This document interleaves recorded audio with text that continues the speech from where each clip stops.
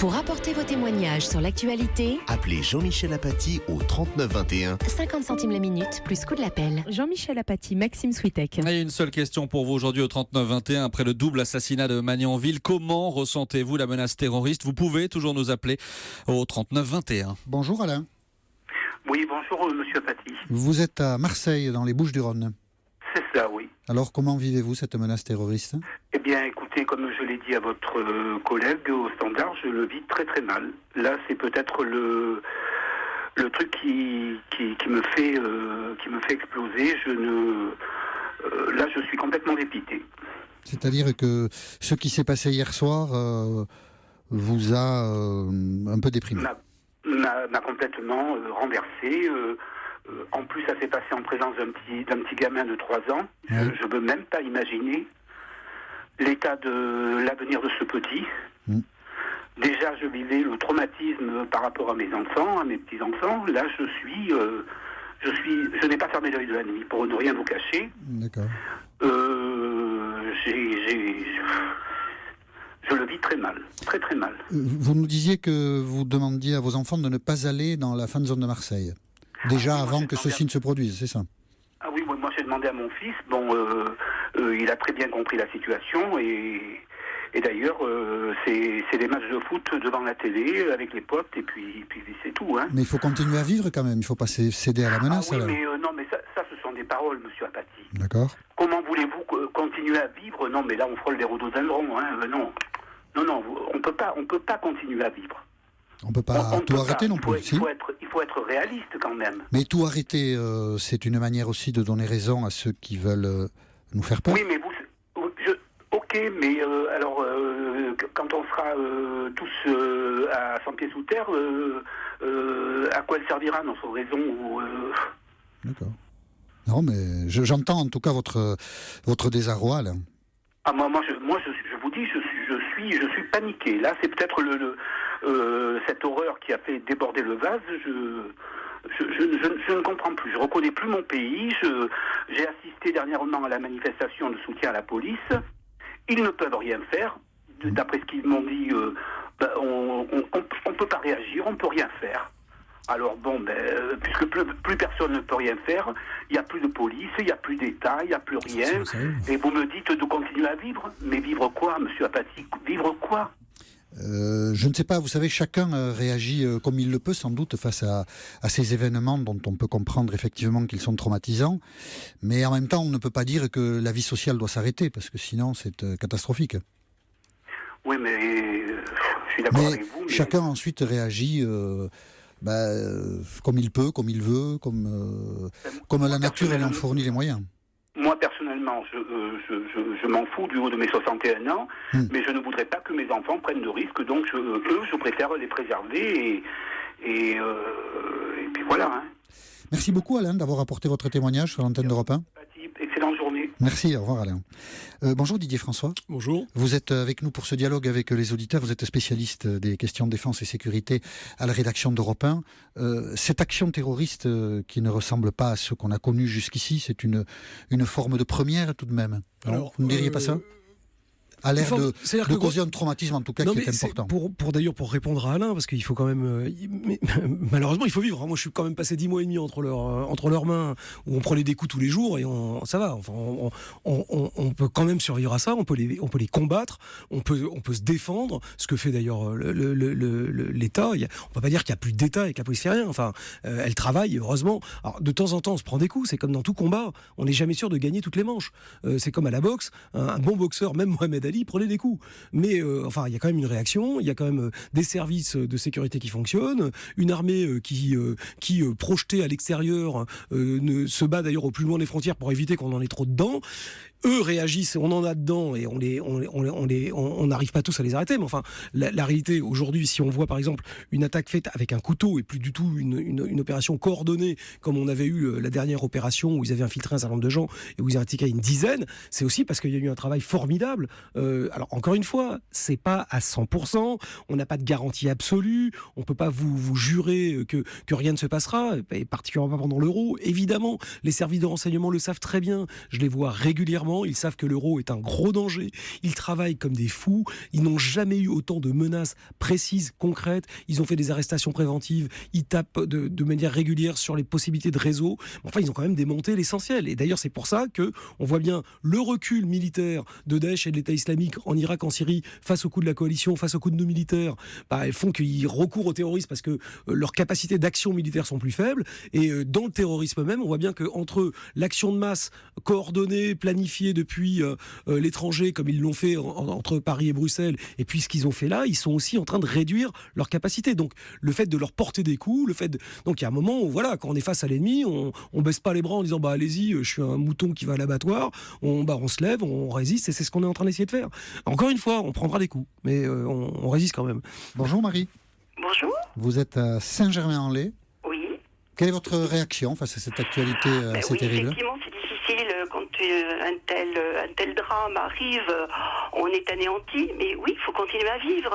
Moi, j'habite effectivement à la banlieue, je prends le RER, il m'arrive de penser qu'effectivement, un jour, je serai peut-être à ce moment-là, au mauvais endroit, au mauvais moment, mais il faut continuer à vivre, parce qu'alors, effectivement, on se couche, on ne se lève plus.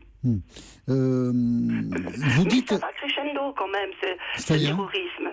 C'est-à-dire que, effectivement, ce qui est arrivé hier, c'est complètement aberrant. On ne pensait pas qu'un homme seul pouvait aller comme ça assassiner, égorger 2 personnes. Un homme connu des services de police, oui, c'est ça qui est terrible. François. Oui, non, c'est ça qui est effectivement. Non, mais d'abord, c'est bien le choix d'ailleurs d'effrayer. Enfin, ils ont attaqué des policiers en civil chez eux.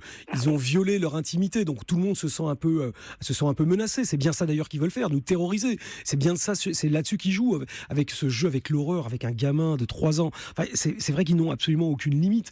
Et c'est ça qui nous révulse. Mais je suis parfaitement d'accord avec vous. Malheureusement, face à ça, et ce qu'ils voudraient, c'est que face à l'horreur et à leur peu de respect de la vie, on soit tellement tétanisé qu'on se rende, quoi, qu'on accepte de dire non, finalement, pour survivre, on accepte tout. Voilà, voilà, je suis d'accord avec vous, madame. Et il faut y aller. Voilà. Non, mais c'est difficile, honnêtement. C'est vrai que c'est abominable de voir ça, mais bon, on a passé des crises pires, on va y arriver et on finira par les avoir. C'est-à-dire qu'il n'y a quand même pas beaucoup de solutions. Quand on réfléchit vraiment, on ne voit pas comment on va pouvoir éradiquer ce problème. Ça prend du temps. Alors l'éradication n'est pas toujours simple, et honnêtement, c'est ça le problème, c'est qu'on aimerait bien que les choses soient rapides. Ce n'est jamais rapide. Les conflits, les guerres, les combats, ça prend du temps, et on gagne pas tout le temps. C'est malheureusement, oui, on prend des coups. Le terrorisme en France a commencé en 1983, nous sommes Absolument, en 2016. C'est une différence de nature peut-être, non là. Non, mais vous avez raison, madame, absolument. Le problème, c'est que, encore une fois, on est malheureusement face à un ennemi qui s'adapte, qui est résilient. Qui a un coup d'avance par rapport à nous. Souvent, parce qu'on est en démocratie et donc c'est ça aussi qu'on essaye de préserver, donc c'est un peu compliqué. Il faut trouver le curseur. Ce que reprochent les gens en disant ce monsieur était connu, mais effectivement on peut pas surveiller tout le monde, ça nécessite entre 10 et 15 personnes pour une, voire 30, donc c'est pas possible. Effectivement, il y en a qui passent à travers. Donc le curseur est quelque chose de très compliqué, mais je comprends que moi je suis comme tout le monde, effectivement, c'est effrayant, donc on a quand même tendance à vouloir le monter, le curseur, donc on se dit, parce que voilà, donc non, c'est un casse-tête, honnêtement. Moi, je vais en discuter beaucoup avec les policiers, les services de renseignement, etc. au quotidien. Et puis aussi, ils sont comme vous, ils sont français, donc ils sont aussi confrontés à cette. Voilà, ils ont aussi des enfants. Enfin, on l'a bien vu avec ces policiers d'ailleurs. Donc oui, c'est un véritable souci. Où mettons le curseur. C'est pas facile. Merci beaucoup Marie pour votre témoignage sur l'antenne d'Europe 1. Je vous souhaite une bonne journée. Bonjour Thomas. Merci. Bonjour Thomas. Oui, bonjour. Vous êtes à Saint-Junien en Haute-Vienne. Et comment avez-vous réagi hier soir? Alors écoutez, je suis un peu dépité comme tout le monde. J'entendais précédemment les gens qui disaient qu'on est comme un boxeur dans le ring, mais j'ai l'impression qu'on est un boxeur qui a pris un somnifère. C'est-à-dire que j'aimerais, moi, de temps en temps, entendre ces gens qui sont dans l'ombre, qui font la justice, qui la rendent. J'ai l'impression qu'il y a une espèce d'omerta qui les entoure. Quand on voit que il y a une constante, quoi. C'est souvent des jeunes délinquants qui, sont condamnés à des prisons minimes, 3 ans, alors qu'ils avaient pour projet de se rendre au Pakistan pour Vous pensez que la justice n'est pas assez sévère? La justice n'est clairement pas assez sévère. Pour moi, et puis c'est constant, quoi. Je suis dépité de voir ça. Et puis ces gens-là, on les entend jamais parler. Vous les avez sur des plateaux télé. Au nom de quelle idéologie, au nom de quelle vision des choses? peuvent-ils sciemment prendre la décision de condamner des gens comme ça à 3 ans de prison pour qu'ils en fassent que 6 mois? Didier François. C'est complètement déraisonné.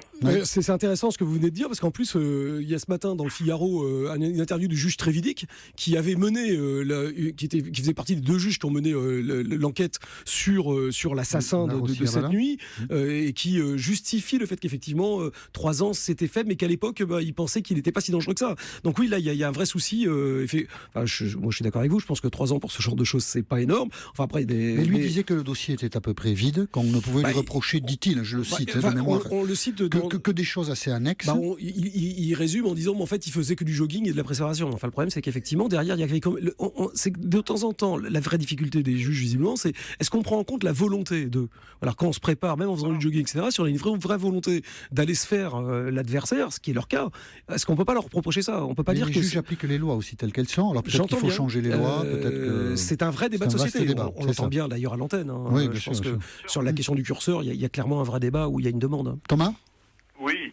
Vous savez, aux États-Unis, pour y avoir vécu et avoir étudié l'histoire américaine, en 1945, ils ont fait un camp en Californie qui s'appelait Manzanar, dans lequel ils avaient interné des Japonais. Alors, évidemment, ils avaient peur des Japonais à l'époque, mais sans discrimination aucune, bon, mauvais, peu importe, la menace était là.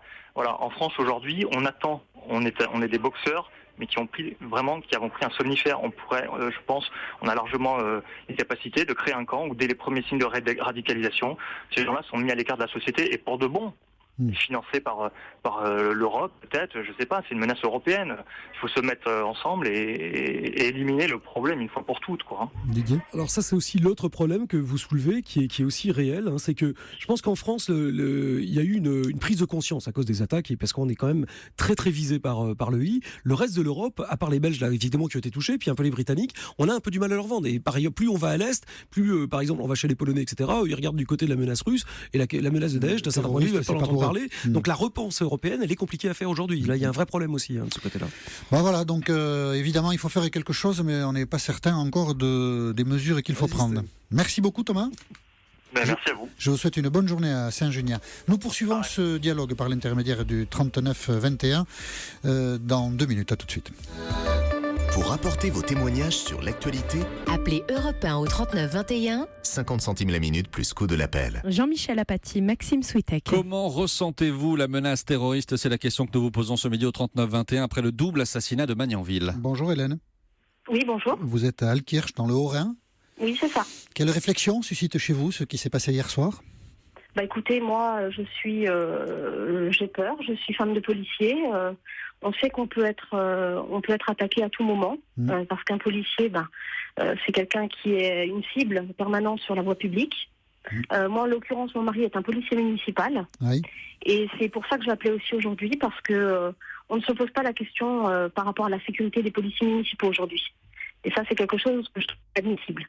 Dans ma commune, si vous voulez, le maire a une grande conscience, je dirais professionnelle, une conscience des risques qu'encourent ses agents. Ce qui est un peu comme partout en France. On se pose encore aujourd'hui la question de savoir s'il faut armer les policiers municipaux ou pas. C'est un débat. Et je trouve qu'il y a un gros problème d'information au niveau de la population à ce niveau-là. Oui, parce que dans votre municipalité, ils sont armés ou pas? Oui, ils sont armés, ils sont protégés avec des pare-balles, ils ont une brigade canine, ils sont vraiment très, je dirais, très soutenus par leur maire, et c'est très bien, merci. Mais on ne se pose pas la question. Il y a encore des communes aujourd'hui qui se demandent s'ils doivent armer leurs policiers municipaux, mais évidemment qu'il faut les armer. Pour vous, il n'y a pas de débat pour vous? Ah mais non, c'est pas possible qu'il y ait un débat. Ils sont formés au même titre que leurs homologues de la nationale. Ils ont le même suivi, ils ont les mêmes formateurs. Je ne vois pas pourquoi on se demande pourquoi un policier municipal ne devrait pas être armé. Didier François. Ce sont pas des gens qui sortent de la campagne et puis qui ne savent pas travailler. Ils sont formés, ils ont Ce sont des professionnels. D'accord. Ah oui, tout à fait. Ce sont de grands professionnels et ils vont intervenir au même titre que leurs homologues de la nationale. Donc moi, là où je m'inquiète, c'est que oui, alors certes, il y a eu ces policiers de la nationale et j'en suis désolée. Étant femme de policier, j'imagine très bien ce qu'ils doivent traverser et je m'associe à leur peine vraiment de tout cœur.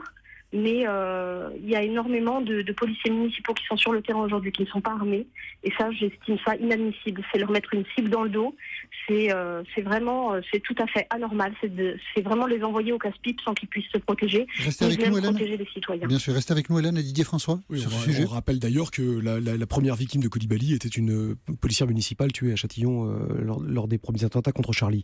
Mais ce que vous dites est tout à fait vrai, mais rappelez-vous que la police nationale n'avait pas le droit, enfin les policiers de la police nationale n'avaient pas le droit de ramener leurs armes chez eux, d'être en autoprotection, donc en légitime défense avec leurs armes, hors état d'urgence. Oui, et l'état d'urgence fermé, a priori, il devrait retrouver les conditions antérieures. Par ailleurs, il y a deux, trois petits... Après, il y a un débat. Moi, je pense qu'effectivement, des gens armés en capacité de primo-intervenants, c'est fondamental dans la lutte contre le terrorisme parce qu'on ne sait pas où ça va arriver. Et que, en revanche, effectivement, il y a des vrais besoins au niveau des différentes polices, qu'elles soient municipales et nationales, particulièrement en termes d'entraînement. Quand on voit que... la plupart des policiers tirent moins de 50 cartouches par an, ce qui est quand même... Il n'y a pas assez d'argent, pas assez de moyens. Ce qui est quand même le minimum, c'est à peu près ce qu'un tireur normal tire en une semaine.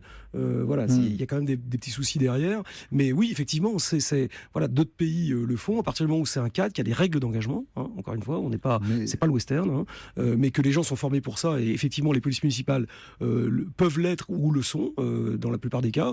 Il n'y a strictement aucune raison de ne pas les intégrer. Au contraire, il y a une demande très forte de la police nationale aujourd'hui d'être épaulée par les polices municipales en primo-intervenant dans la lutte antiterroriste. Donc merci Hélène d'avoir posé ce débat de l'armement des polices municipales. Et c'est un débat qui a lieu depuis longtemps en France et vous le dites en tant qu'épouse d'un policier municipal, il faut armer toutes ces polices pour aider la police nationale.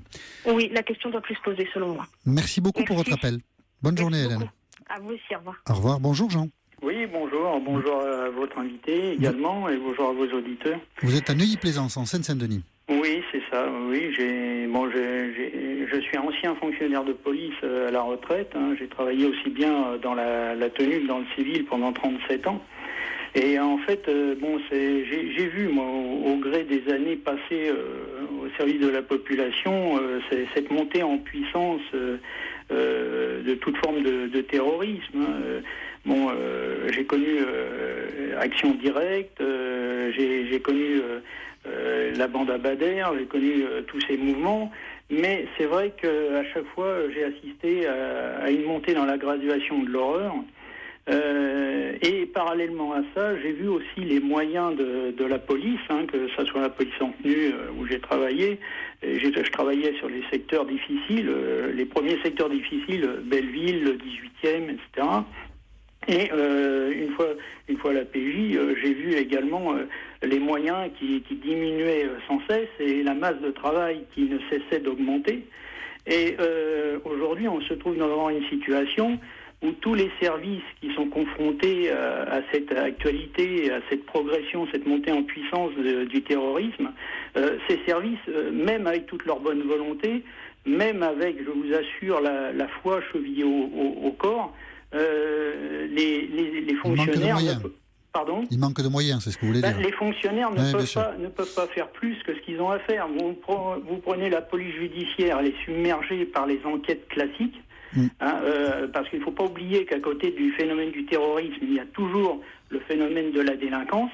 Et ce phénomène-là est loin de se calmer, est loin de diminuer. Mais effectivement, les tâches s'accumulent et peut-être les moyens diminuent. Et cette actualité, Didier François, va peut-être nous obliger à reposer les... La police urbaine de proximité n'est pas en mesure de fournir les tâches que je fournissais moi quand j'étais en police de proximité, en sécurité publique au début de ma carrière. C'est-à-dire cette tâche de renseignement, de recueil de renseignements de proximité qu'on effectuait en tant qu'îlotier. Mais on a compris, Jean, qu'effectivement, aujourd'hui, il y a de moins en moins de moyens et de plus en plus de tâches à accomplir. En général, les nouvelles menaces arrivent et les menaces précédentes n'ont pas été réglées, et puis ça ne se réglera jamais.